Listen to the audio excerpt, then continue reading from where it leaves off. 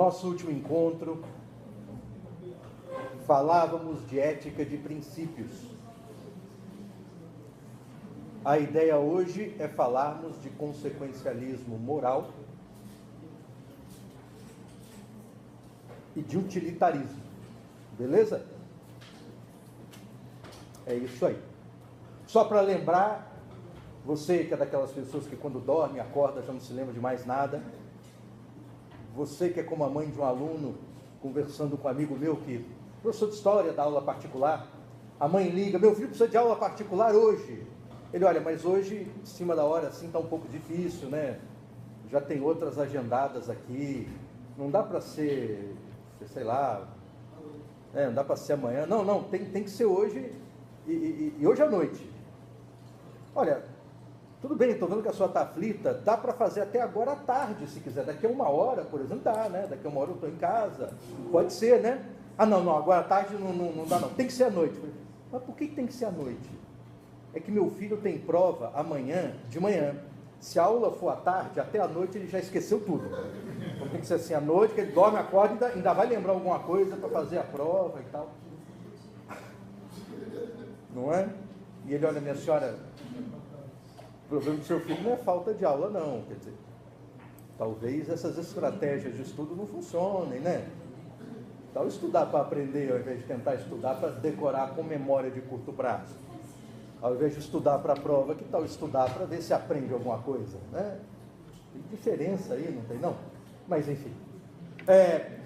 Para você que sofre de amnésia ao longo do tempo, amnésia pós-sono, para você que entrou uma semana e outra encheu a cara, e já foi sorte que você conseguiu achar o prédio aqui dentro da universidade, não é? Nosso tema era ética de princípios. Resumindo, a ética de princípios tenta orientar a sua conduta, tenta responder à pergunta o que é correto fazer, a partir da ideia de que o ideal é que você tenha, antes da ação, antes da decisão que leva você a cometer uma determinada atitude, que você tenha previamente um conjunto de princípios, ou se você preferir, de normas, de regras, previamente deliberadas. Então, antes de qualquer dilema moral, antes de ser conclamado a tomar uma postura com relação, por exemplo, a mentir ou não mentir, eu já tenha deliberado sobre qual é a melhor regra. É mentir ou não mentir? De tal maneira que na hora em que o minto ou não minto aparece na minha frente, eu já sei a resposta. Porque, bem ou mal, eu já pensei nisso.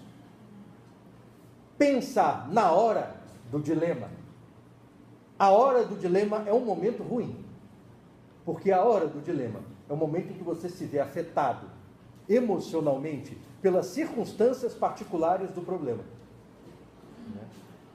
É engraçado, porque essa estrutura da ética de princípios, você parar para pensar, não é algo tão esquisito assim.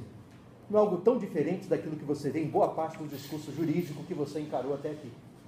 Aliás, a dinâmica do próprio ensino do direito pressupõe como um modelo ideal, um modelo ético ideal do direito, a ética de princípios. Quer ver um negócio? Você vai ter aula. Eu vou dar um exemplo aqui aleatório. Qualquer semelhança com a realidade é mera coincidência. Você entra em uma aula de direito civil, por exemplo. E aí o professor chega e diz: o tema de hoje é enfiteuse. Abra o código, artigo tal. Leia o código. Aí alguém lê o código, lê o artigo tal. Da enfiteuse, é proibido que se é defeso, que não se faça o que se pode, quando se é proibido, tendo em vista o artigo, enfim, é aquele troço que é difícil de entender. Mas você já tinha entendido quando o cara leu, né? Leu, você também está com o código aberto, você leu também, show de bola, entendi esse aí, pode ir para o outro, né? Mas não vai, né? Lê, aí o professor repete o que você acabou de ler, com quantas palavras? Olha, o que esse artigo quer te dizer é que isso, né, é assim, aí conta, né? Você já tinha entendido, falou, oh, agora eu tenho certeza de que eu entendi mesmo, podemos ir para frente. Não, não pode. Não pode, porque ele falará da doutrina. Fulano de tal, aclamado jurisconsulto, diz que é assim. E você, nossa, é a terceira vez que eu estou ouvindo a mesma merda. Mas Beltrano, seu arqui-inimigo acadêmico, diz que não é assim, é assado. E você já fica, pô, eu já tinha entendido, agora vem esse cara aí para avacalhar. Talvez por isso que seja inimigo do cara, o sujeito está aí só para zoar e atazanar a vida da galera. Pô. Momento de tensão que você fica, pô, qual que é o certo agora? Ou a mesma forma de fazer essa pergunta, mas muito mais popular, né? Qual é a resposta que eu tenho que dar na prova quando o cara perguntar, né? E aí, ele diz, tem um terceiro jurista, que no direito, não sei se você reparou, mas tem a teoria do sim, a teoria do não e a teoria mista. Né? Invariavelmente, a teoria mista, ela aparece para resolver o conflito entre teoria A e B, e aparece com o professor dizendo que ela é a melhor. A teoria mista. Um amigo meu até dizia, eu já nem perco tempo lendo a teoria A e B, eu já vou para a mista logo. Porque todo mundo vai dizer que ela é que é a boa. Né? Aquele que dá um jeitinho assim de agradar um ou outro, é a que cola. Né? Então, é para essa que eu vou. Né? Aí deu a teoria mista, você, beleza, agora resolveu. Né? Aí ele arremata com jurisprudência. Bom, o tribunal, né? O STF, o STJ, a minha mãe, aí, né? E para fechar com chave de ouro, um caso do qual ele participou. Eu mesmo tive um processo assim, que a mãe pegou o filho, queria dar porrada nele. E aí, né? Você fecha com chave de ouro o esquema, próximo artigo. É legal porque eu não estou propriamente nesse exercício de transmitir lei, doutrina e jurisprudência.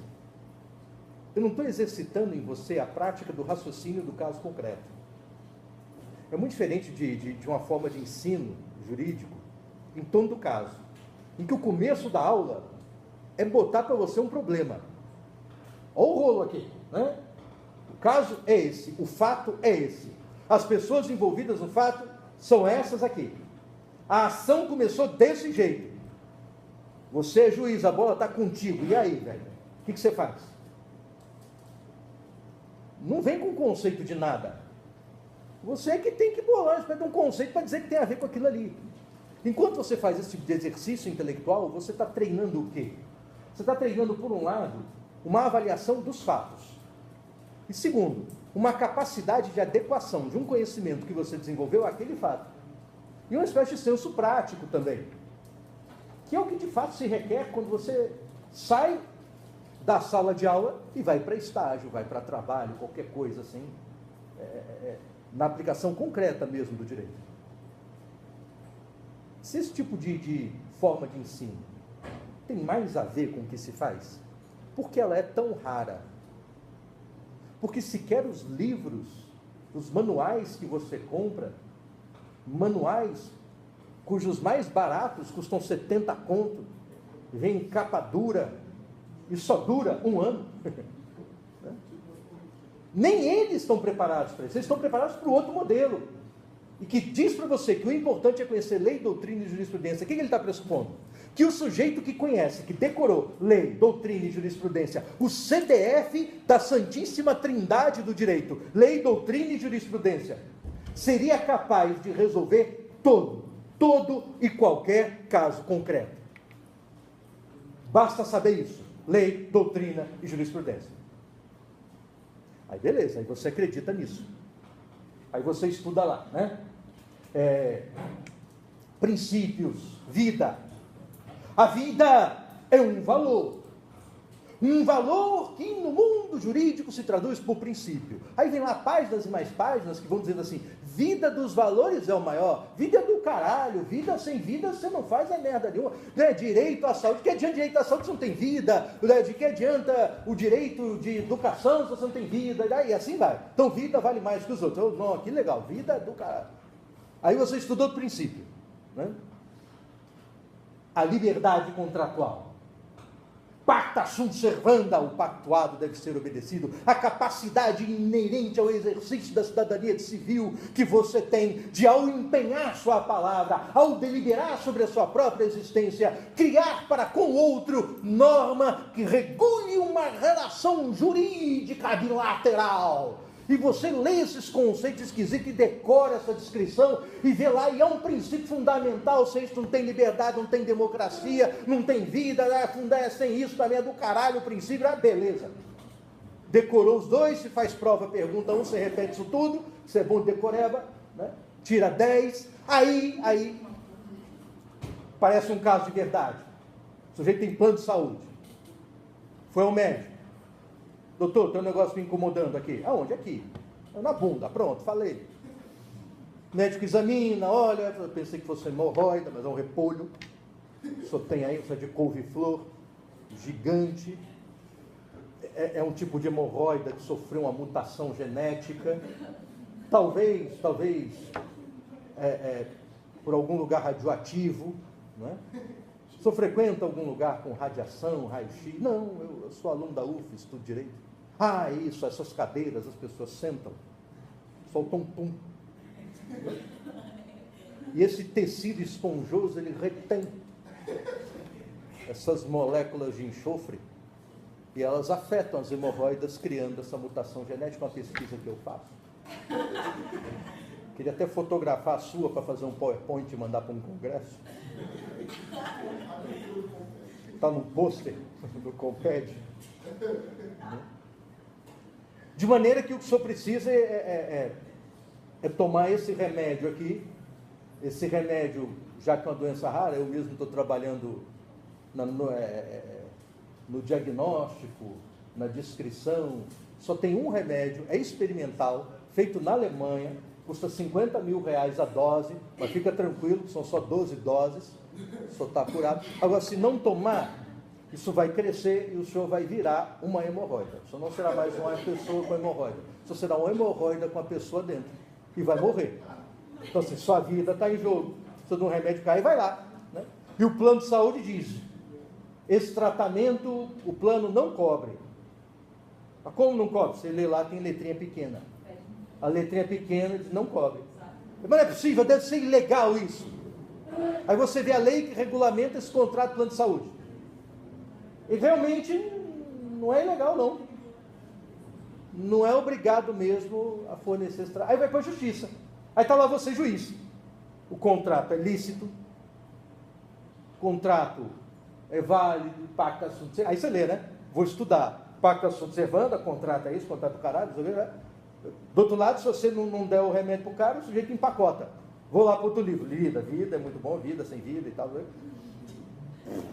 E não adianta citar isso tudo. Segundo fulano, vida. Segundo Beltrano, vida é outra coisa. Segundo não sei quem, vida são movimentos cardiorrespiratórios voluntários e mais nada além disso. E daí? E como é que eu resolvo essa merda? Né? Ver que a decoreba de lei, doutrina e jurisprudência não resolve muita coisa na sua vida. E olha que esse caso, às vezes é com plano de saúde, cada vez mais frequente para cima de plano de saúde. Muitas vezes é contra o Estado mesmo. Isso é rotina. Está longe de ser raridade. Mas é uma rotina para a qual muitas vezes não está preparado. Vou pegar a jurisprudência, porque se a doutrina não ajuda, né? Aí jurisprudência tem para os dois lados. Tem gente que diz, isso é um caso de ponderação de princípios. De um lado a liberdade contratual, de outro vida. Como vida pesa mais na balança, então eu mando o remédio. Aí o outro diz, não, é ponderação sim, mas não é contrato de um lado e vida do outro. É vida versus vida. Porque se eu mando o plano pagar, eu estou gerando um custo para o plano. Esse custo do plano vai impactar no custo geral do plano de saúde. Impactando no custo geral do plano de saúde, vai aumentar o valor do plano. Quando aumenta o valor do plano, eu estou tirando o plano de saúde de alguém. Então, estou garantindo a vida desse e tirando cobertura médica na rede privada de um tanto de gente que não vai conseguir pagar amanhã por causa da vida desse aí. O mesmo com dinheiro da saúde pública. Né? Eu estou mandando o Estado comprar esse remédio, mas quando eu compro esse remédio, o dinheiro não vem do nada. O dinheiro não é fabricado só porque eu mandei. O dinheiro sai dos recursos da saúde, que são limitados, porque a arrecadação é limitada. Então, o dinheiro, tudo bem, vai cumprir a decisão, porque se não cumprir, o secretário de saúde vai preso. Agora, vai faltar dinheiro em algum canto aí. vai faltar gás, vai faltar atadura, vai faltar remédio para alguém cuja doença nem apareceu ainda e que pode morrer pela falta desse recurso. É entre o quase morto que eu estou vendo e um quase morto que eu não vejo. É vida versus vida. E, portanto, o resultado dessa decisão é completamente diferente. Vê que não ajuda. Porque você olha, as duas parecem fazer muito sentido. Muito sentido. Não é legal? Estudei lógica jurídica também. Eu fiz uma disciplina de lógica, o nome eu já acho legal. Né? Lógica jurídica. Porque quando eu digo isso, faz você crer que existe uma lógica que serve para matemática. E tem outra lógica que serve para seguir receita de bolo. Tem outra lógica que serve para você conversar com a namorada ou o namorado. Talvez nesse caso realmente faça sentido isso, né? Tem uma lógica só para conversar com certas pessoas. Porque tem certas pessoas que realmente, né? Caso real, só um parênteses. O professor novo chega para dar aula à noite, meio perdido, encontra uma professora no corredor. Tudo bem, eu vou dar aula da disciplina tal. Você sabe qual é a sala? Olha o que a professora diz. Não, aqui qualquer sala, a noite aqui está vazia, tranquilo, qualquer sala que você for aí está de boa. Né? Tá. Aí ele entra na primeira que ele vê, já que é assim. Dá um minuto, aparece a mesma professora na porta, fazendo cara feia, olhando para ele. Tudo bem, professora? Não, não está, tudo bem. Você está na minha sala. Quer dizer, qual é a lógica de um ser humano assim, né? Como é que você... Não. Aí você estudou lógica jurídica, né? A lógica só garante para você a correção de um determinado pensamento. Tendo visto os argumentos que você coloca ali, a lógica é uma espécie de exercício de verificação da boa passagem, do argumento A para o B, do B para o C, do C para o D. É só isso. Não garante a correção do pensamento. Né? Então, se eu digo para você, todo carro azul é bonito. Meu carro é azul. Logo, o meu carro é bonito. Em termos lógicos, esse raciocínio está perfeito. Perfeito. Porque a forma como eu ordenei os argumentos, premissa maior e premissa menor, perfeito. O problema é que se você olha o ponto de partida e o ponto de chegada desse raciocínio, você vê que tem alguma coisa errada. Como assim todo carro azul é bonito? Desde quando só por ser azul é bonito? Então quer dizer que uma Kombi azul é bonita. Quer dizer que um Fiat Uno azul é bonito. Um Corcel 2 GL de 1974, enferrujado, mas azul, é bonito. Nossa, velho. Né? Então você olha a lógica das duas decisões, fechou, perfeito. É a ética de princípios em funcionamento, olha que legal, não é? A ética de princípios pressupõe você de antemão conhecer as leis do comportamento moral ideal. Ou se preferir, a doutrina e a jurisprudência. Mas todos os critérios abstratos que independem do caso concreto, mas que pressupõem que o conhecimento abstrato da boa forma de agir torne você capaz, em cada caso concreto, de realmente agir bem. Quando, na verdade, esses exemplos do direito mostram que, por mais CDF que você seja em conhecimento abstrato das coisas, isso não lhe garante uma boa decisão no caso concreto. Não garante uma boa decisão. Mas por que a insistência no princípio? Por causa de toda uma condenação histórica dos afetos, dos sentimentos. Porque, em tese, você que delibera no momento, você que delibera diante das circunstâncias, com todos os detalhes do fato a afetarem você, essa afetação o faria julgar mal. Ao passo que, imagina, você decidir sobre vida, ou respeito a contrato, de um sujeito cujo doente você está vendo na frente, é meio complicado. Esse mesmo exemplo do plano de saúde, Eu usei numa aula na escola de magistratura, numa turma que só tinha juiz. Aí um cara lá do fundo, um juiz lá do fundo, né, levanta o braço assim, professor, sabe o que é? É que na aula eu ainda citei a decisão do STJ mesmo, que disse, olha, que mudou um paradigma, porque quando tinha essa disputa na justiça, um cara morrendo versus o Estado não fornecendo remédio, os juízes sempre mandavam o Estado fornecer. Até que o STJ mudou, dizendo, o conflito é vida versus vida, não é vida versus, né, recurso público e tal. Aí beleza, né? O objetivo era até falar da mudança de jurisprudência, não era nem... Era outro assunto, mas com o mesmo exemplo. Aí o juiz levanta a mão e diz assim, professor, eu conheço a decisão do STJ. Conheço. Estudei a decisão do STJ até. Concordo com ela. Eu acho que ela faz muito sentido. Agora, sabe o que é? Conhecendo a decisão e concordando com ela, ainda assim, eu mando dar o remédio. Sabe por quê? Porque eu sou juiz no interior. Foi legal, porque a frase parou aí, ponto. Como se isso já fosse bastante para explicar. Eu falei, não entendi. O juiz do interior é diferente da praia do Canto. É pelo seguinte, aqui Vitória tem muita gente, Grande Vitória tem muita gente. O processo aparece ali, o sujeito é um nome no processo. Um nome. Pode ser que ele apareça na sua frente numa audiência. Pode ser que ele venha com o advogado bater na porta do gabinete querendo conversar e contar o drama. E é uma chance imensa dessa ser a única vez que você vai ver aquele sujeito na sua vida. Decidiu, você pode esquecer dele, porque a presença dele não vai se impor na sua vida. Agora, no interior, não dá. Porque no interior eu dou essa decisão hoje e vou almoçar. No restaurante, quem é que eu encontro? A mãe do cara. E não tem jeito. Não tem jeito. O que é muito legal, quer dizer, o que ele está dizendo?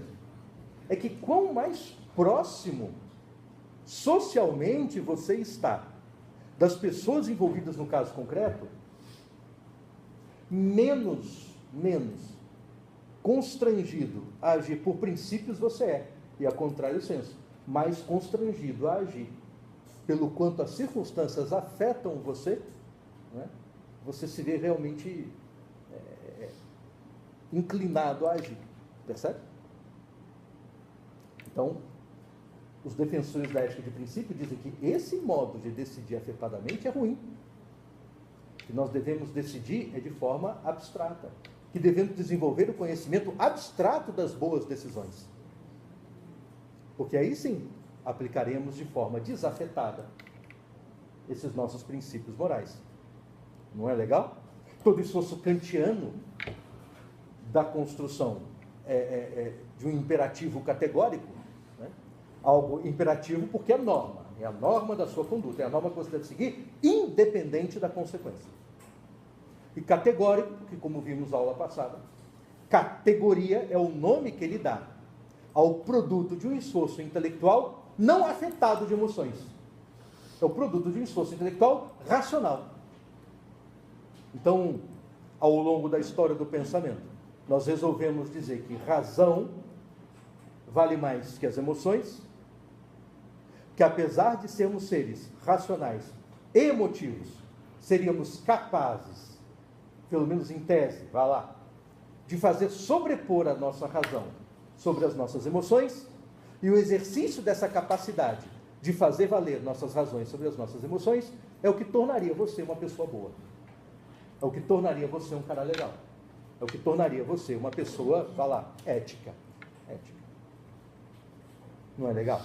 E você não escuta isso o tempo todo. É um modelo consagradíssimo em termos históricos. E ainda que eu cite autores há muito falecidos, tipo Kant, o fato é que se eu me dou o trabalho de citar Kant aqui, e se muita gente se dá o trabalho de estudar esse cara, velho, é única e exclusivamente porque ele ainda tem alguma coisa a dizer pra gente. E se estuda muito, é porque ele ainda tem muito a dizer pra gente.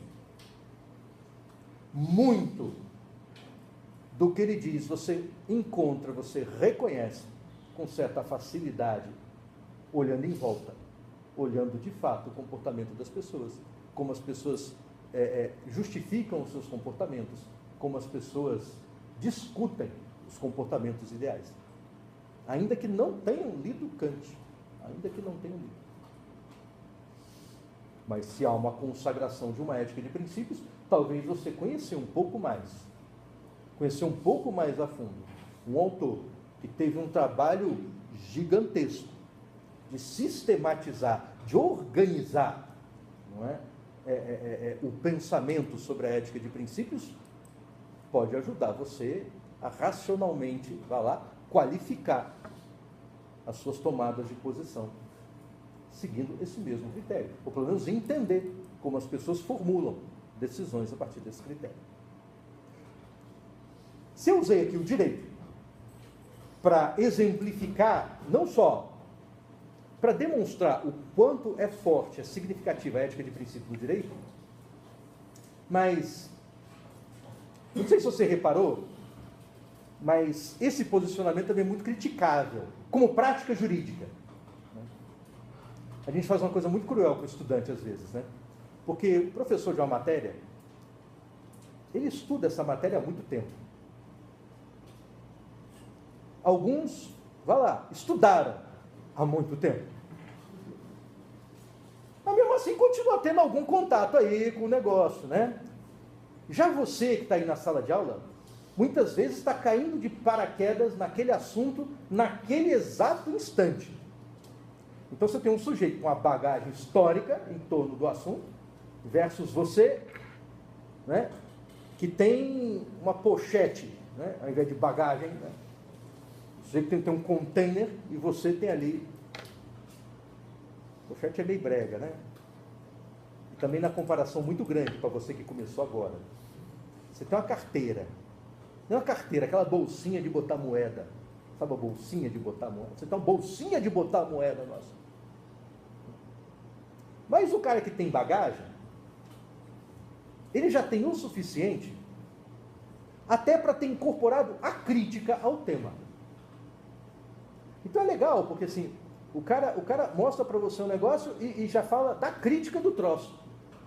E você está ali assim, do tipo, porra, eu nem entendi o negócio ainda, já tem a crítica vindo goela abaixo. Muitas vezes a crítica surge como consequência de um problema. Como insatisfação com relação ao problema. E você está aqui dizendo, cara, eu não entendi nem qual é o problema. Eu não vivenciei o problema, não experimentei o problema. Esse cara vem me dando respostas para problemas que eu não tenho. Respostas para problemas que eu nunca tive. E por isso a aula fica profundamente desinteressante. Já que eu nunca tive esse problema. Porque é diferente quando você tem um problema, né? Você está lá em casa, né? Vai para o YouTube, né? Vamos ver vídeo no YouTube. Aí você tem um problemão, né? Como fazer a higiene internádegas tendo hemorroidas. Você tem uma certa dificuldade, que dói, e o papel higiênico, nossa, dói muito. O jatinho d'água também não, deve ter uma técnica, né? Você tem um problema, aí você sai catando o vídeo, né? Aí você acha um cara que se dá o trabalho de explicar essa merda, né? ou como se livrar da merda, né? E você se empolga, diz, nossa, que legal, o cara está dando resposta. Então, o problema vem antes da demanda pelo conhecimento. Você busca conhecimento quando tem um problema, não é assim? E aí, meu amigo, a relação que você tem com aquele conhecimento é muito mais intensa, é muito mais prazerosa até, seja lá que assunto for, até um assunto escatológico. Mas quando você não tem, velho, não tem um problema, aí você nem entendeu ainda esse lance da ética de princípio. A ficha não caiu do que estão fazendo com você em tudo quanto é disciplina. Mas já vem a crítica. A crítica já vem na aula de introdução ao estudo do direito. Na primeira, que aqui você teve em espanhol. E o que um monte de autores ali? Ou de working, né? E que um monte de autores ali?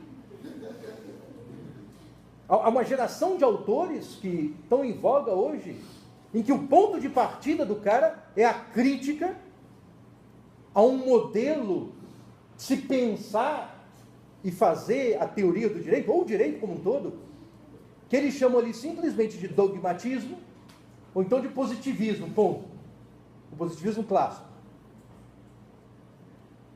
Que eu ensino para você lei, doutrina e jurisprudência, que faço crer que o conhecimento abstrato das normas o torna capaz de resolver todo e qualquer caso concreto. E o que eles dizem, esses autores da crítica? Dizem o seguinte: ô malandro, o negócio não funciona não, porque o direito tem que ter uma preocupação com o resultado, tem que ter um compromisso com o resultado. E o compromisso com o resultado que se espera é que, ao aplicar a lei, doutrina e jurisprudência, ocorra justiça. Ocorra justiça. Não dá para fazer justiça só aplicando, por princípio, cegamente. E quando eu digo cegamente, quer dizer, não enxergando as pessoas envolvidas no caso, as consequências. Depois eu tenho que levar em conta as consequências. Eu preciso de um compromisso de quem decide com os resultados. De tal forma que não dá para trabalhar o direito como um modelo industrial, em que eu decoro a lei e a jurisprudência, saio aplicando a jurisprudência em todo e qualquer caso. O caso é esse aqui, a decisão é essa, pronto, já tem, é Ctrl+C, Ctrl+V, é só imprimir e mudar o nome das partes. Não dá, tem que ser artesanal, porque ainda que o litígio seja o mesmo, ainda que as normas evocadas sejam as mesmas, as pessoas não são. O lugar não é. E aí muda tudo. E aí muda tudo. Um exemplo, que é recorrente nisso. Meu amigo, esbulho possessório.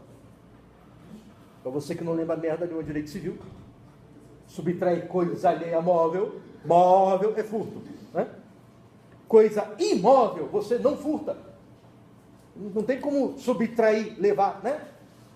A coisa imóvel você faz o quê? Você esbulha. Ou se preferir, invade. Ocupa. Como aconteceu aqui ao lado, né? O 10º período esbulhou a posse da sala até então ocupada pelo 7º período. Repare que também confundem conceito de posse com propriedade. Outra coisa também no direito civil sutil, né?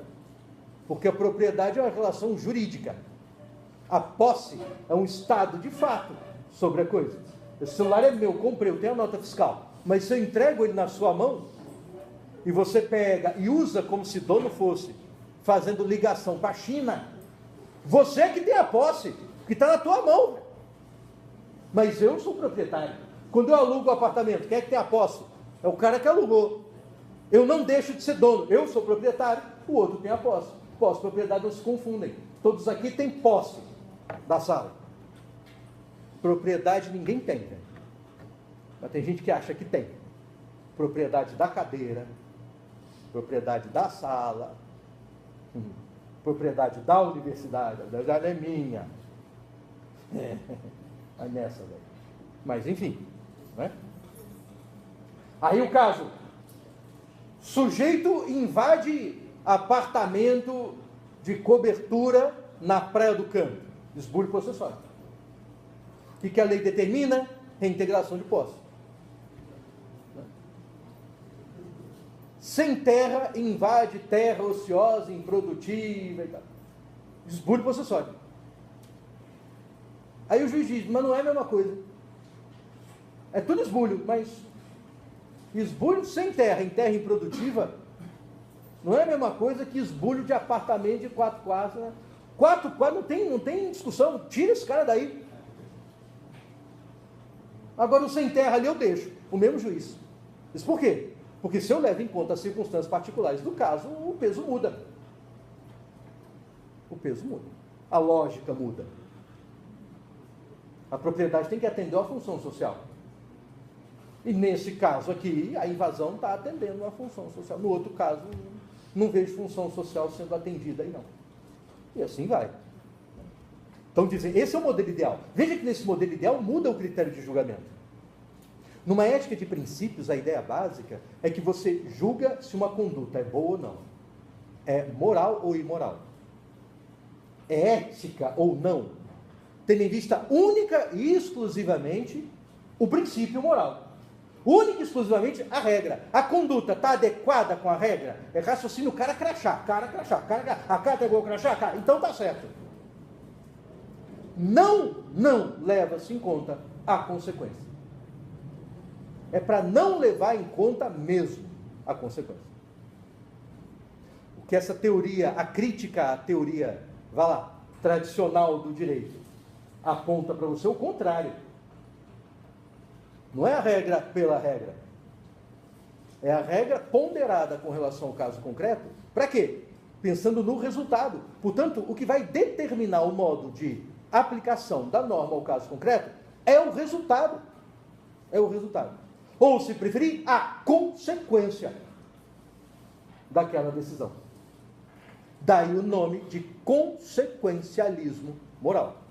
Então, enquanto a ética de princípio diz que a conduta é boa ou ruim, tendo em vista a comparação com uma norma abstrata, o consequencialismo moral é o que vai dizer o seguinte: não, uma norma, uma conduta será boa ou ruim, tendo em vista o resultado dessa conduta, ou a consequência dessa conduta.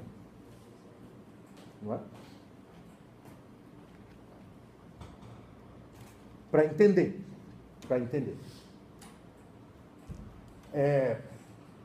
Esse exemplo vem de um trabalho de um amigo meu, publicado na revista de comunicação.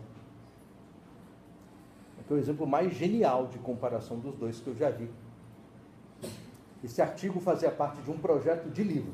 Aqui você produz um monte de artigo, depois junta tudo e sai um livro. O livro nunca saiu, mas alguns artigos saíram. O projeto era para falar da ética no humor. A ética no humor. E aí, esse artigo era sobre a Grande Família, da TV Globo. Programa falecido, né? Não está mais no ar, mas na época, bombando. Para você que lembra, né, a Grande Família girava muito em torno de dois personagens ali. Era o Linneu e Agostinho Carrara. Né? O Linneu é um kantiano, velho. O Linneu é um homem da ética de princípios. O Agostinho Carrara é um consequencialista moral.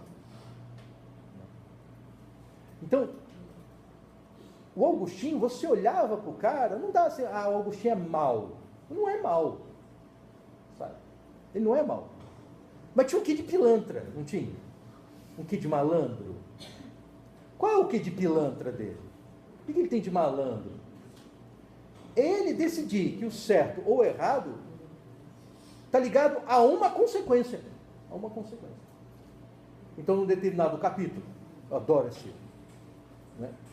Aniversário de Nenê, o Linneu não pagou a conta de luz. Passa o cara da companhia de luz e diz, não pagou, tem que cortar. Nossa, mas é aniversário da Nenê, estão preparando a festa surpresa, e sem luz, e hoje é sábado, né? Quer dizer, não, se eu pagar a conta, não tem problema, o senhor paga, me mostra a conta paga que está tudo certo. Né? Eu não corto. Só que sábado, né? Só casa lotérica, e casa lotérica não aceita cheque. Linneu tem que descontar um cheque para pagar a conta e salvar a festa surpresa da Nenê. Chama Augustinho, né? Augustinho, tem como descontar o cheque? Augustinho, você se lembra, nunca tem dinheiro. Né? Tá fraco hoje e tal, mas sábado, pastelaria do Beisola tá bombando. Vamos lá, né? Aí quando chega o Linneu, Beisola, dá para descontar um cheque aí? E o Beisola, claro, Linneu. Para que servem os vizinhos? Vou lá dentro pegar o dinheiro. Enquanto o Beisola sai de cena, Linneu, fiscal sanitário por profissão, ele flagra naquele instante uma barata que passeia impune sobre um pastel de camarão. Não sei se você sabe, mas barata em pastel de camarão para fiscal sanitário é de crime hediondo. Linneu não pode deixar passar em branco e não deixa. Ele mete a mão no bolso, puxa um troço, né? O Augustinho, Linneu, o que você está fazendo? Eu estou autuando o Beisola. Eu vou fechar o estabelecimento. Por falta de condições sanitárias de funcionamento. Augustinho, tá maluco, Linneu? O Beisola acabou de entrar para descontar o teu cheque. Ele falou, eu sei. O problema é que eu não posso deixar de retardar o cumprimento do meu dever só porque eu teria um ganho com isso. Não posso. Eu tenho que fazer o que é certo, e o que é certo é fechar. Agora. E Augustinho, olha, Deus, espera o Beisola descontar o cheque, te dá o dinheiro, e aí você fecha o estabelecimento, porque aí fica todo mundo feliz. Agostinho está preocupado com o quê? Com o resultado, né, que alegra mais gente. Porque Linneu fechando o estabelecimento, né, Beisola fica pé da vida. Nenê fica triste, porque não tem festa, não tem luz. Quem ia participar da festa fica triste. Né? A tristeza de quem a gente gosta nos entristece. Linneu vai ficar triste. Agora, se desconta o cheque e depois fecha o estabelecimento, o Beisola vai ficar mais triste do que ficaria na primeira hipótese. Ou puto, se você preferir. Linneu não ficará... É uma nova equação para Linneu. Porque Linneu não ficará tão orgulhoso de si mesmo porque retardou a prática do ato. Mas, em compensação, não terá a tristeza da Nenê. Nenê, por sua vez, só tem a ganhar. E as pessoas que gostam dela também. Então, repara que na solução do Augustinho tem muito mais gente feliz no final da história do que com Linneu. Então, Augustinho diz, como a minha escolha pode ser ruim? Ruim é a sua que quer entristecer as pessoas. Lembra da primeira aula? O que é a ética? A ética não se resume a um conceito. Né? A ética é um problema. Qual é a vida que vale a pena ser vivida? Pois bem, qual é a vida que vale a pena viver? É uma vida com mais gente triste ou mais gente feliz? Ou felicidade não conta? Ou a alegria e a tristeza estão fora das nossas equações? Isso é um consequencialismo moral. Não é que Augustinho seja um ser imoral ou amoral. Ele só é um consequencialista. Só é um consequencialista. Mas insisto, por que ainda assim? Ainda entendendo que ele se encaixa numa tradição filosófica, olha que coisa legal. Se encaixa numa tradição filosófica para a qual não faltam autores sofisticados para tratar dela. Porque ainda assim, o Linneu é que parece ser o merecedor do prêmio de homem ético do ano, ao passo que Agostinho Carrara parece merecer cadeia. Por quê? Repara que quem começa com esse negócio chamado consequencialismo moral, o primeiro grande autor é um sujeito chamado Maquiavel. Repara que já não começou bem, né?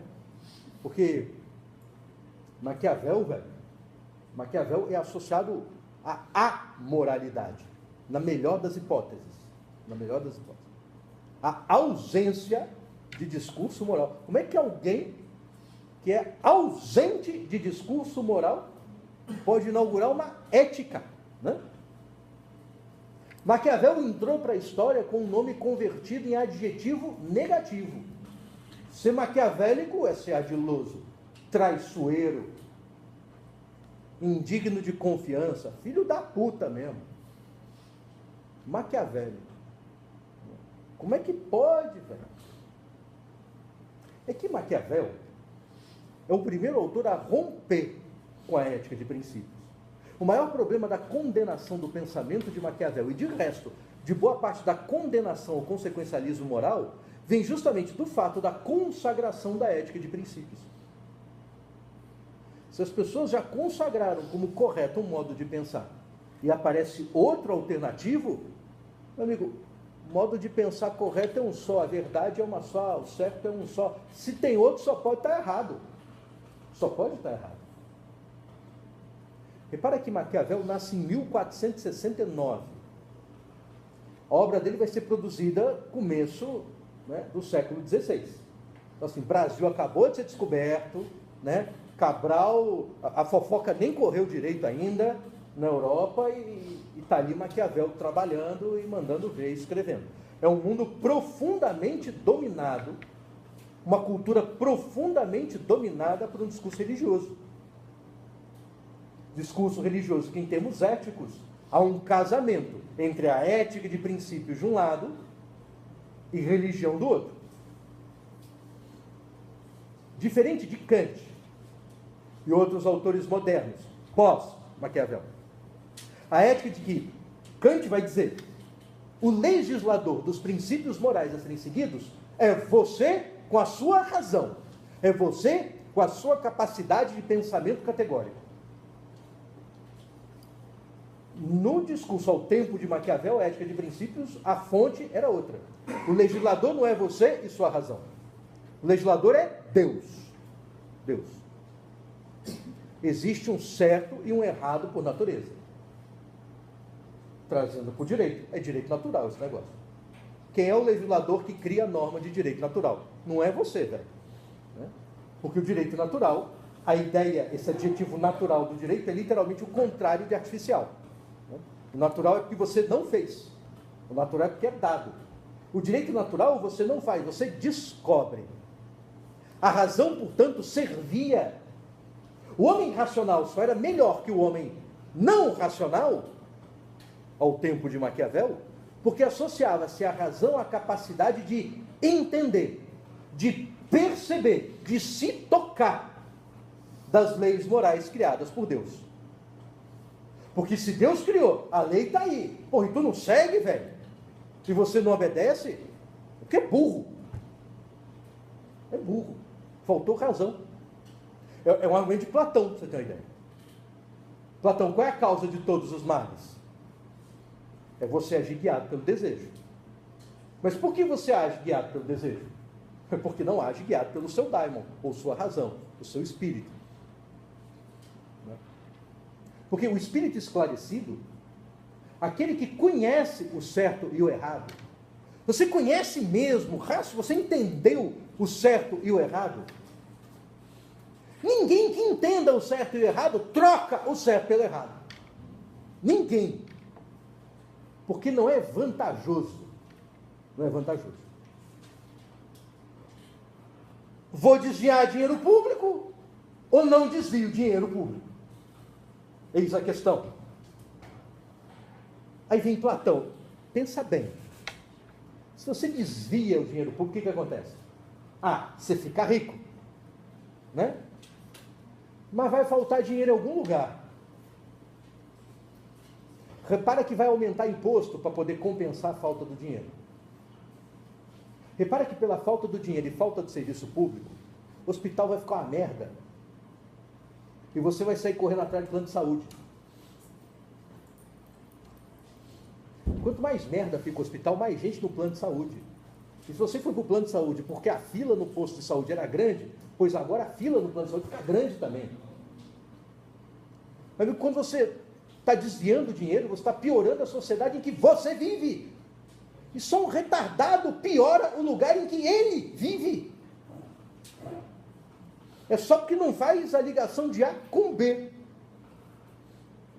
Acha que todo mundo mora aí, mas ele não. Não, estou aqui, mas eu não estou. Porque qualquer coisa eu vou para Miami. Fora, vá lá. Pode ser pego, né?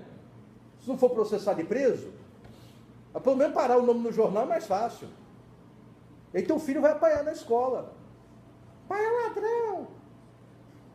É legal, não é legal ver teu filho chorando assim? Eu sou ladrão, fui te defender, apanhei, porque eu sou gordo e não sei bater em ninguém. Não é legal? Assim, né? Então, só tem que ser burro. Burro. Sabe essa coisa do pensamento liberal de mão invisível do mercado? Do Adam Smith? Né? Está na Riqueza das Nações. A Riqueza das Nações é o livro 2 da coleção. O livro 1 é um livro dele que ninguém lê, A Teoria dos Sentimentos Morais. Um baita livro, velho. Um baita livro. E o que ele está fazendo é ressuscitando esse argumento de Platão. Mas eu estou aqui no mercado. Aí o que eu vou fazer? Você, para sobreviver economicamente, não sobrevive sozinho. Economia é rede. É rede. Rede de inter-relações. Você vê o site Compre da China.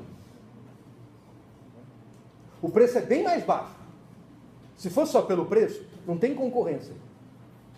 Mas tem uma galera enorme que não compra. Prefere pagar mais caro. Por quê?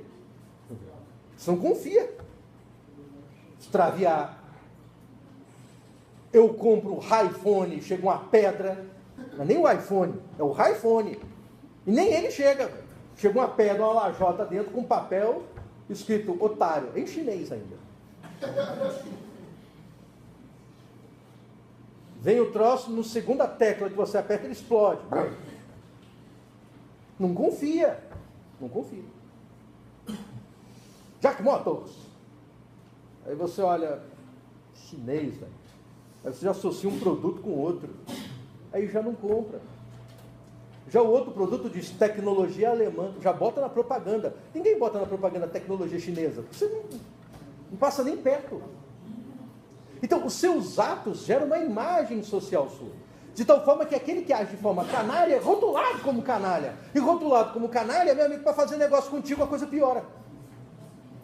Se você é um cara que dá calote, se alguém for fazer negócio contigo sabendo que você dá calote, o negócio é o seguinte, o pagamento é à vista. Você já não tem mais pagamento para daqui a 15 dias. Para você essa cancha desapareceu. Então só um idiota age de forma a prejudicar o outro. Porque prejudicando o outro, isso volta para ele. É burrice. Burrice. Santo Agostinho. Deus é bom. Infinitamente bom. E você? Você é isso aí que você é. Troço meia boca aí. Você é um cara legal. Legal às vezes. Noutras, você é um canalha. Tem dia que você está legal e é até uma companhia agradável. Mas tem dia que você é um ser humano insuportável. A gente oscila. Né? Deus não. Deus é só isso, é só bondade. Deus é só amor. Se você fosse que nem Deus, e ser que nem Deus aqui está ligado a um conceito de amor, conceito cristão, saiba, amai-vos uns aos outros. Pô, cara, se a gente se amasse mesmo uns aos outros, se amasse por afeto uns aos outros, nossa, estava tudo resolvido nessa vida, não é não? Que ninguém ia sacanear ninguém, não ia ter crime, não ia ter nada. Aliás, o curso de direito não ia existir. Para que estudar direito? Porque só tem direito porque tem conflito, e só tem conflito porque as pessoas não se amam verdadeiramente. Então, o desamor é o que te dá emprego. Fique feliz com isso. Né? Não reclame da bandalheira social, não reclame da degradação moral da nação, porque é isso que vai te dar emprego. Né? Isso até volta no utilitarismo. Tinha um adesivo, era uma campanha da OAB do Rio, final dos anos 90, que dizia assim, sem advogado, como é que é? Sem advogado não há justiça, sem justiça não há democracia. Um negócio assim. Ainda muito afetado por abertura política, questão da democracia, todo mundo muito preocupado com isso. Depois as pessoas querem acabar com ela, né? Querem milico de volta e tal, mas na época as pessoas achavam que democracia era uma coisa muito boa. Né? Deseja a democracia quem não vive a democracia. Né? Quem vive a democracia quer ditadura, quem vive a ditadura quer democracia. Né? Então, se a coisa piorar para você, talvez você queira mudar para melhor. Né? Mas enquanto está de boa, você resolve optar por foder tudo. Enfim. Aí o pessoal, para zoar, fez outro adesivo, dizendo, sem crime não há advogado, sem advogado não há justiça, sem justiça não há democracia, logo, sem crime não há democracia. Com raciocínio lógico perfeito, né? Ame a bandalheira, porque é ela que te dá emprego. Mas enfim, né? Se todo mundo se amasse, não teria problema, porque ele não se ama por afeto. Na falta de afeto, vem a razão. Olha o papel da razão aqui. A razão não está criando norma, não está criando princípio de conduta.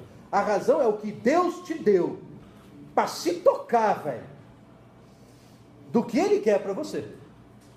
De qual é a lei que Ele quer para você. No discurso dos juristas, eles diziam, olha, a razão é aquilo que permite que você reconheça, perceba, descubra o direito natural. Mas não é criadora. Para Kant é uma ética de princípio ligada à razão, mas a razão não inventa, a razão descobre. A razão descobre. Se a razão descobre uma lei que é de Deus,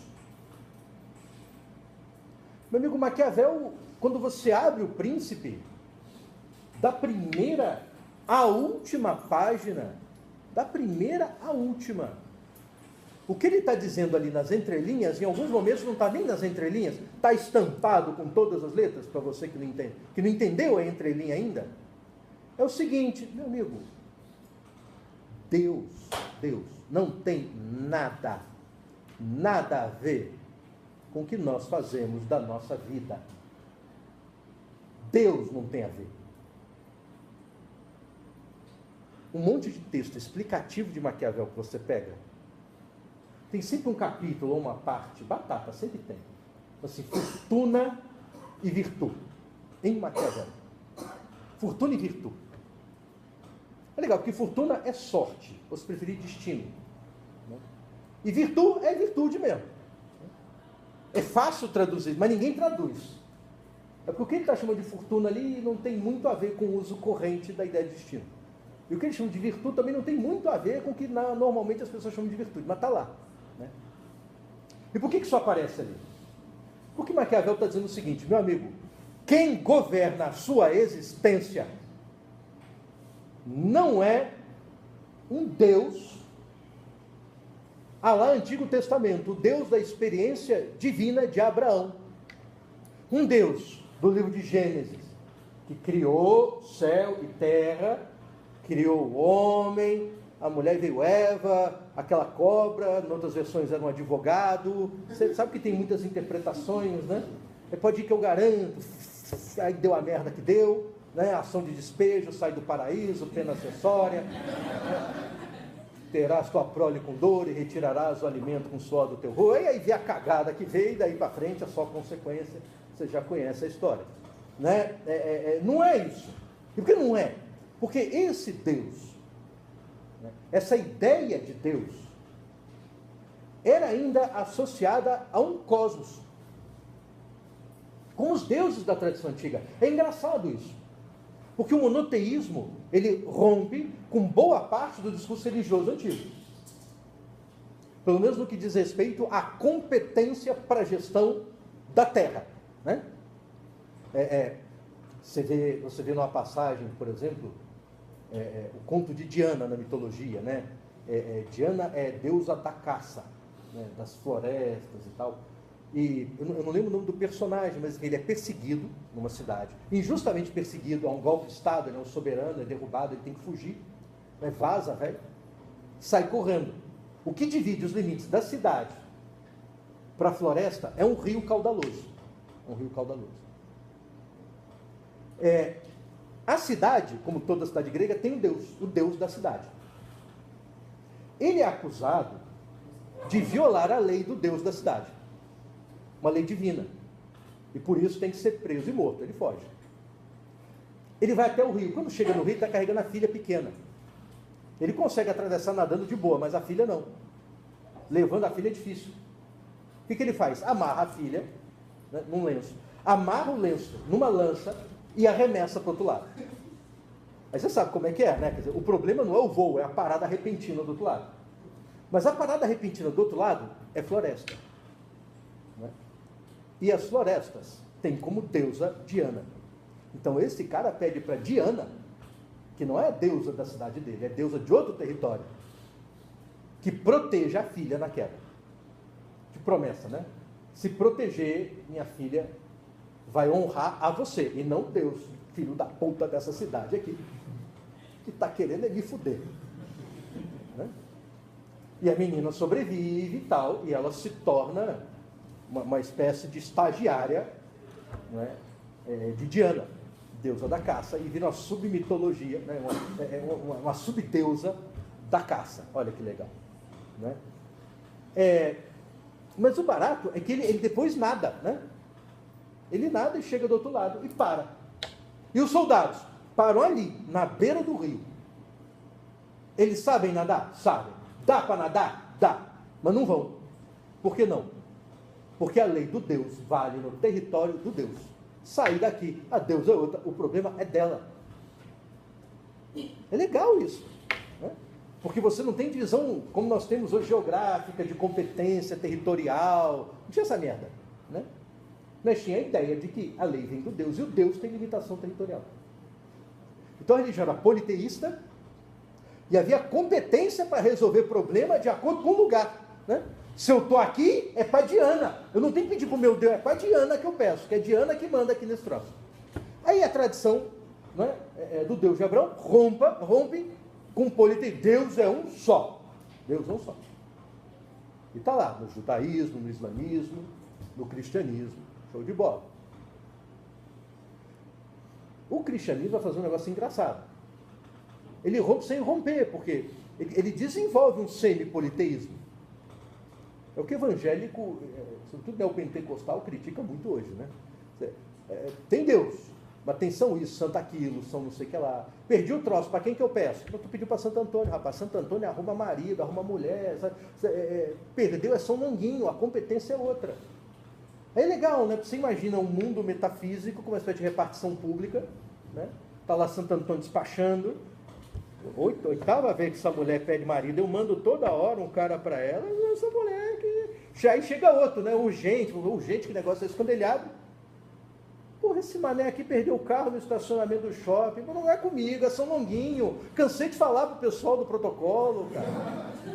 Pô, agora vai atrasar do cara, pô. São Longuinho aí, ele é rápido, mas pô, bateu aqui, complica a vida do sujeito lá embaixo, que sacanagem. Quer dizer, vira uma espécie de... Não é engraçado? De politeísmo. Então, essas rupturas históricas, perceba, elas são muito importantes, fixam em torno de um detalhe para datar, né? Para fazer datação, para facilitar você organizar pensamento em cumbuca histórica. Né? Mas está muito longe de significar que uma ideia morreu naquele dia, naquela data, com aquele evento. As coisas permanecem. As coisas permanecem. Então, ao tempo de Maquiavel, não só há essa ruptura, mas há outro dado da cultura antiga, da religião antiga, que permanece, que é a ideia do cosmos. Deus cria esse direito natural, que é a lei que organiza o mundo e organiza como um cosmos, de tal forma que tudo tem o seu lugar. Tudo tem o seu lugar. Deus é esse ser. É isso que justifica um raciocínio que você encontra hoje na religião também. Sua vida está uma merda? Está uma merda?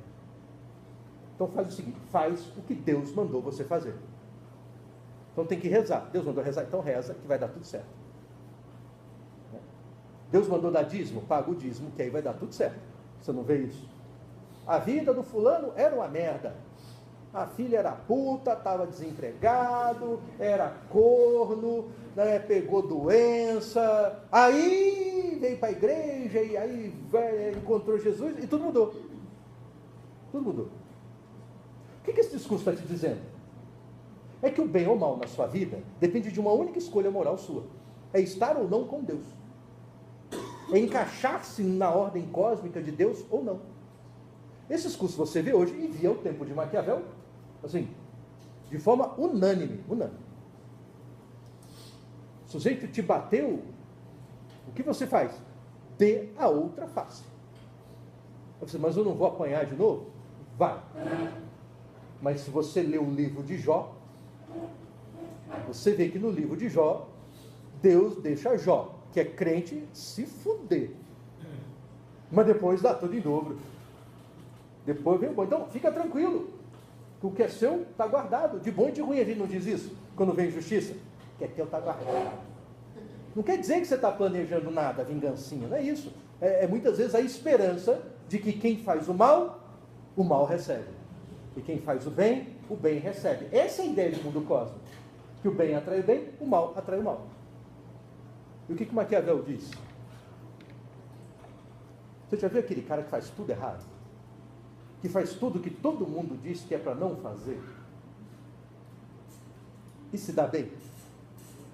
E não se dá bem uma vez.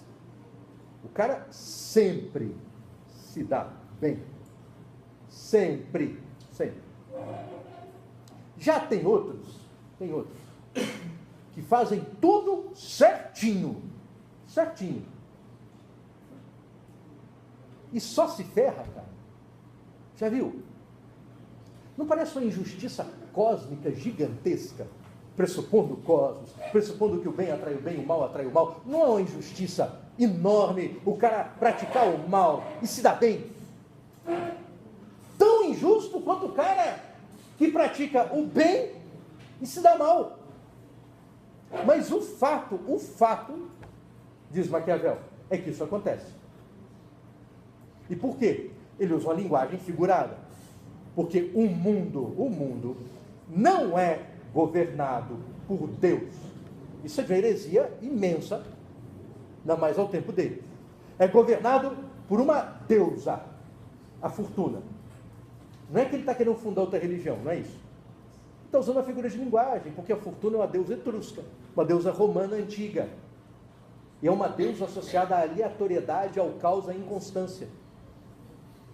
É uma deusa caprichosa, que tem uma roda, a famosa roda da fortuna, que no momento está você lá em cima, você no alto da roda, é você de bem com a vida, é você Prime, é você Van Gogh, é você com cartão Infinity. No outro momento ela gira a roda, e é você aqui, réu da Lava Jato, você na lista do Janot.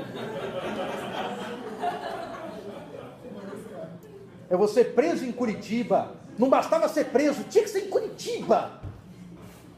Nossa! É a roda da fortuna. Aí você é empregado da empreiteira. Porque empreiteira, assim, todo lugar de trabalho tem um cara que é pé de boi, né? Um cara que trabalha, né? Aquele que você manda, o cara, você pensa assim, porra, que relatório chato, vou passar para fulano fazer. Fulano! Faz o relatório. Aí você calculou que você, sendo otimista contigo mesmo, ia levar 6 dias para fazer o relatório. Na manhã seguinte, 6 da manhã, o cara chega cedo. Está aqui o relatório pronto. Esse cara, eu tenho que ter, não é nem do meu lado, é colado aqui, né? Você passa super bonder, cola na tua coxa, a coxa dele, o que bater aqui eu empurro, né? E você empurra de volta e eu, né, entrego. Esse cara é ótimo. Aí o cara sobe tanto que vira uma espécie de diretor, né? Para fazer esse cara aí que é bom de trabalho, bom de serviço, é o diretor. Mas você é diretor que perde o emprego se não fizer o que o presidente manda. E você tem um certo amor pelo seu emprego também, né? E aí, assina aí, faz isso, manda fazer aquilo, aí manda. Aí quando vê, tem a assinatura sua numa ordem de serviço, de um troço fraudulento, a Polícia Federal pegou e está lá você, preso. E você se pergunta, cara, não fiz porra nenhuma, eu fiz o que mandaram. Olha o caso da Alemanha, Muro de Berlim não caiu. 2 Alemanhas. O sujeito é sentinela do Muro de Berlim, da Alemanha Oriental, da Alemanha comunista. Está aí lá com o fuzil. Qual é a ordem que ele tem? Meu irmão, se alguém tentar pular o muro, você manda bala. Manda bala, não tem conversa aqui. Outros tantos que fizeram isso ganharam medalha. Aí um dia vai um cara lá e pula, ele faz o que é para fazer. Se atira e mata. Outros que não atiraram foram presos. Crime militar, cadeia para você. Só que esse cara é tão azarado que ele mata o sujeito num dia e na outra semana o muro cai. Caiu o muro, né? Disseram, olha, porque, assim, caiu o corpo do outro lado, a polícia da Alemanha Ocidental, né? Então, inquérito, né? Autoria, aquele sentinela ali, autoria definida. Caiu o muro, integração da Alemanha, a primeira coisa é a polícia da Alemanha Ocidental prende o sentinela da Alemanha Oriental por homicídio. Até porque o cara pulou o muro, meu amigo, já é Alemanha Ocidental. Você na Alemanha Oriental matou um cara, um cidadão da Alemanha Oriental, na Alemanha Ocidental. Aqui é crime. Lembra direito penal? Do lugar do crime? Pois é, lugar do resultado. Matou aqui. É crime aqui. Olha a situação desse cara. Se ele não atira, né? E disseram ainda, olha, não é tratamento diferenciado não. Porque todos os outros a gente fazia a mesma coisa. O negócio é que já que são 2 países, não tem extradição, né?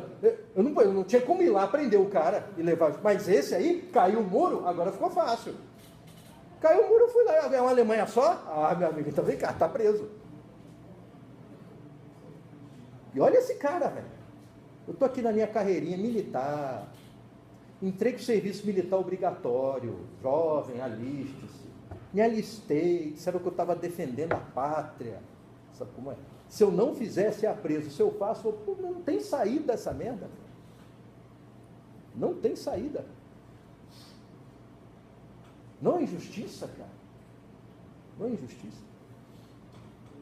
Aí o cara faz tudo certo e se dá mal. Enquanto outros eram corruptos na Alemanha Oriental. Fazia tráfico de drogas na Alemanha Oriental. Tráfico de arma na Alemanha Oriental. Mas quem tem rede de tráfico tem esquema para passar coisa para outros países. Inclusive para burlar o muro de Berlim. O cara é traficante de droga e arma, mas ajudou socialista a fugir. Herói. Herói. Esse herói da unificação alemã. E o mais engraçado, continua no ramo do narcotráfico. Mas é herói, esse aí não é processado. Mas o cara lá é. Aí você olha os dois assim e fala, ô Maquiavel, é mais ou menos isso que você quer dizer com a ideia da fortuna, não é? É isso mesmo. É isso mesmo. Se o mundo é assim, por que o cara que se dá bem, se dá bem? Cara, olha o Lula, né? Olha o Lula. Lula é um gênio. É um gênio. Primeiro que ninguém sai de trás de um torno mecânico e vira presidente assim na maciota. Só na cagada. Não é assim. Não é que nem você está andando na rua e achou um bilhete de loteria. Isso é sorte. Ele pode ter tido sorte uma, duas, agora é muita sorte uma atrás da outra para dizer que é sorte. A sorte não explica Lula. Não só ter chegado, mas imagina, Lula é presidente. Aí vem mensalão. O maior escândalo político. Gente que parecia muito safo e bem relacionado. Olha, Roberto, olha o Collor. Collor foi cassado, na verdade, ele renunciou por muito menos do que o mensalão. Oi? Pô, não, era um Fiat 147 para uma construtora. Porra, Fiat 147, velho. E uma Belina.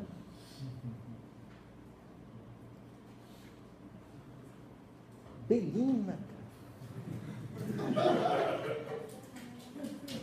A Belina era um carro merda quando era novo. O Fiat 147 já era o carro, né? O Fiat 147 é o Fiat Uno de hoje, piorado, claro, mas assim, é o mesmo papel. É aquele que você tem uma empresa, quer comprar o carro mais vagabundo que tem no mercado para funcionário detonar aquela merda.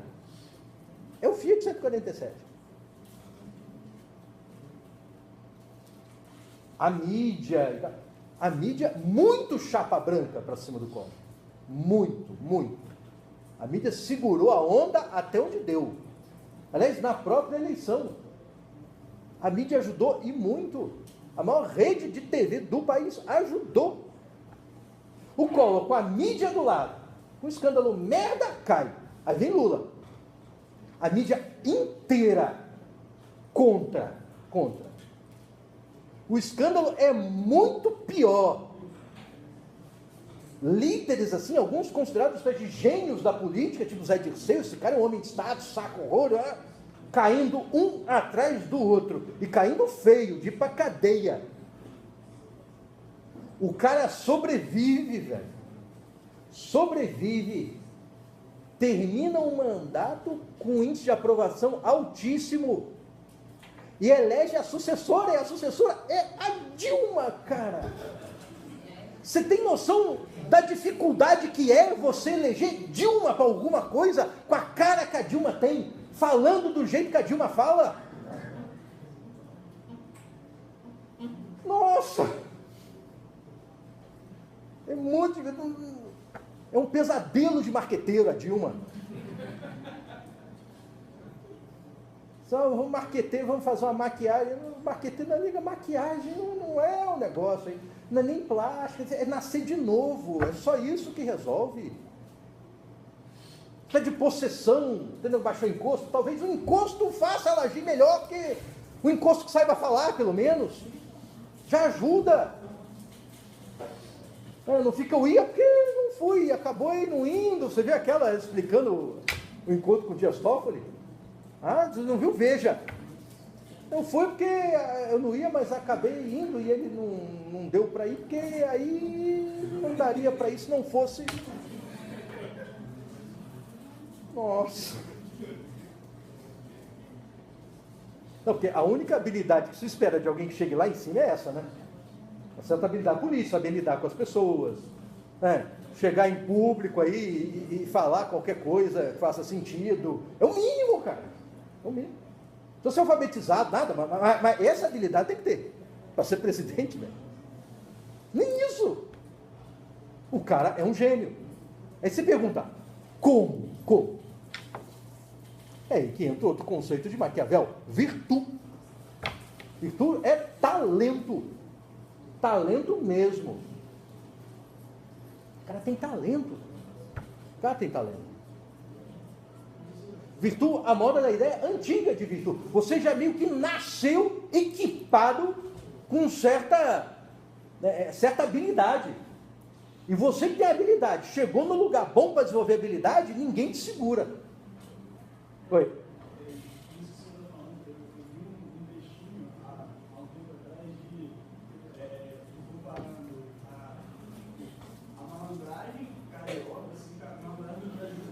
Aham. Com esses dois conceitos maquiavélicos, fortuna e virtude. Que virtude, traduzindo em termos modernos, seria malandragem mesmo, e que a fortuna, como Deus, aí explicando que a fortuna em Roma, ela era uma mulher, justamente por ser mulher. Do tipo, se você quiser ter a fortuna do seu lado, você tem que seduzir a fortuna, você tem que ser um cara sagaz. Aí você elege para a virtude e a fortuna nos tempos modernos. A virtude e a fortuna nos tempos modernos. Seria exatamente isso. Da malandragem para trazer uma sorte para o seu lado.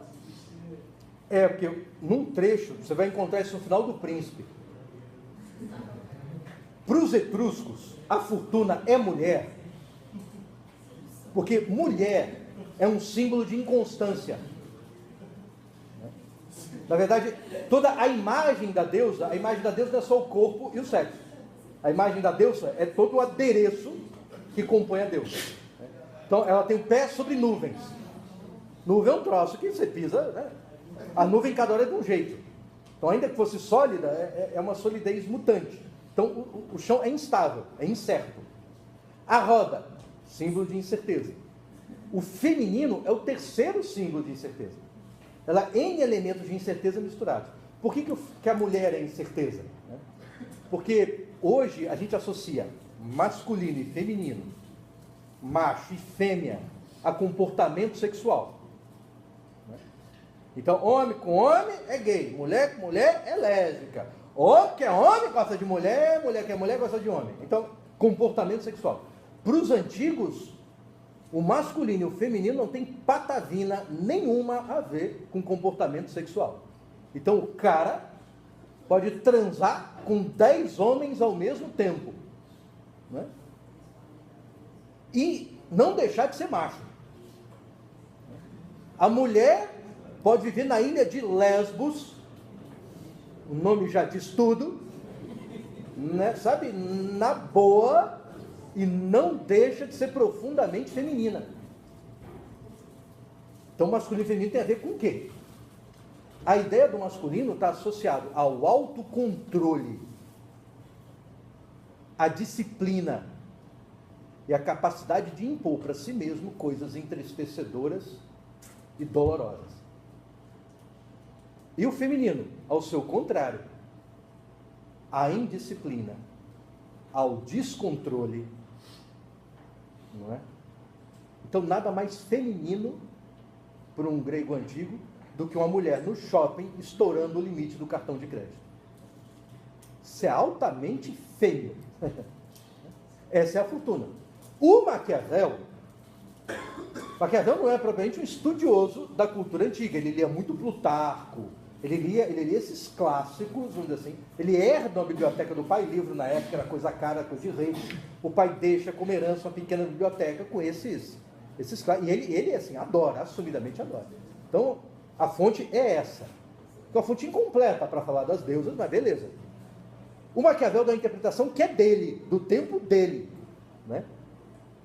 Em que ele diz, a fortuna, já a imagem da mulher ao tempo de Maquiavel, diferente da imagem da mulher e do feminino, né? A ideia de um ser passivo, em que a conquista é 100% na mão do homem. Ele faz a seguinte comparação, mandando uma mensagem para o príncipe, que ele diz o seguinte, olha, tudo bem, no começo desse livro eu disse que para um príncipe se tornar príncipe, tudo bem, a sorte conta. No discurso religioso, só a sorte conta. Porque você é rei porque Deus quis. Então você tem sorte de Deus ter querido que ele virasse rei, ou tiver o azar de Deus ter querido que ele virasse réu do mensalão. É tudo Deus, você mesmo, dane-se. Maquiavel diz, tudo bem, a sorte até contribui, a fortuna até te ajuda. Mas o fato é que os homens virtuosos, a fortuna parece ajudar os virtuosos. Ele diz que a fortuna é essa deusa inconstante que precisa ser domada. Como mulher que é, palavras de Maquiavel, não da tradição histórica, da deusa. Como mulher que é, ela deve ser agarrada, domada, como um animal. Como um animal. É assim que muitas mulheres são conquistadas. É com a garra, com a força e com a tenacidade. Pois é essa a exigência que a fortuna faz de você. É preciso brigar com a vida, é lutar contra as circunstâncias. Porque para ele, compõe a virtude duas coisas. Uma espécie de, primeiro, um uso da razão para você calcular muito bem qual é a situação em que você está e onde quer chegar. Um bom senso de realidade. Repare que no discurso da ética de princípios, a razão tem um papel. Ou de elemento que permite você descobrir o ideal moral, ou de elemento que permite você criar o ideal moral. Se for uma perspectiva moderna,